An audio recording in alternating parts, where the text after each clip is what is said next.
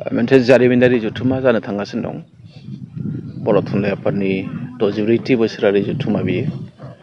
आरो बियो उदालगुरि जिल्लानि सिङाव थानाय मोनसे जोबोद समायना थावनि डिमाकुसिनि दैमु नोगोराव बे जानो थांगासिनो दं।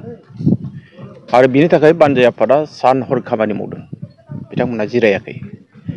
आरो बेजों लोगोसे गेदेरथार नैबे डिमाकुसि ओनसोलनि गासैबो रायजो राजा, बेवहाय खुनु धोरोम सायख'नाय गैया, खुनु मोनसे हारि सायख'नाय गैया, खुनु राजखान्थिनि जेबो गाब गैया, बयबो बेवहाय खामानि मावदों, बयबो फैदों, नायफैदों आरो खामानियाबो समानै जौगादों। फ्राय 1000सो हा लानानै बे जथुम्माया जागोन।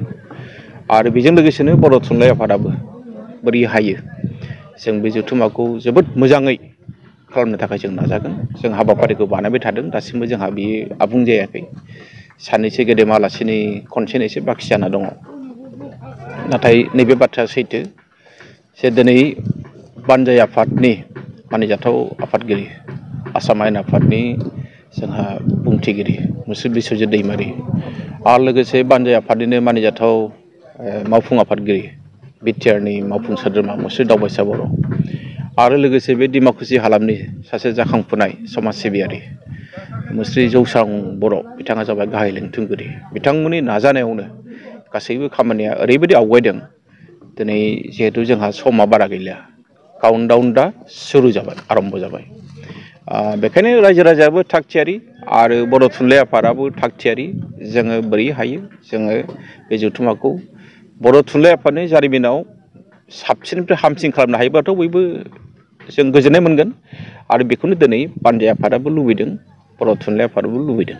बेखायनो जों नायनि समा फैगासिनो दङ, खामानि मावदों बयबो, गोदान महर लादों, जेरैबो सोलायनाय फैदों। बेखिनिखौ नुनानै जोबोद गोजोननाय मोनदों। देग्लाय सोलाया, फैगोन बोसोराव सोलायगोन। जोंहा 65थि बोसोरारि जथुम्मा बिजिनियाव जागोन, बेवहाय सोलायनाय फैगोन। आरो समाजा जायखौ लुबैयो मालाय बे उनाव फैगोन। बेहाय बर' थुनलाइ आफादनि गाहाय बिबानगिरि हिसाबै बे आयदायाव जेबो कमेन्ट होनो लुबैयाखै। नाथाय नैबे बाथ्राया सैथो जे डिमाकुसिनि दैमु नोगोराव जानो थांनाय जेनोखि 64थि बर' थुनलाइ आफादनि बोसोरारि जथुम्मा, बे आलादा रोखोमनि जागोन।